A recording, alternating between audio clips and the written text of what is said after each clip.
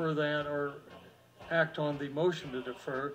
But in the meantime, we have two folks signed up, and so we will listen to them. First, Mr. McGrath, you have 3 minutes.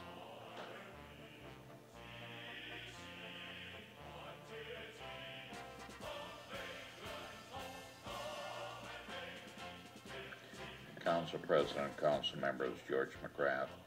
On these numbers of ordinances which are going to be voted on by the citizens of Spokane, do we have each individual ordinance standing on its own to be voted yes or no?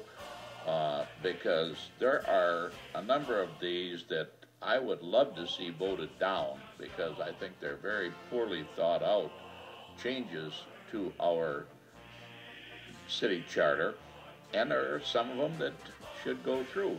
But I think that we cannot offer this as basically a carte blanche to the people. Here they are, all of the ordinances, and you vote yes or no. If they're individual ones, as I say, I agree with the idea of all of these ordinances being out there because there are some very poor and poorly written ordinance changes in here, and I think that the voters should have the right to take a look at these individually and vote up or down whether they want these. So, thank you.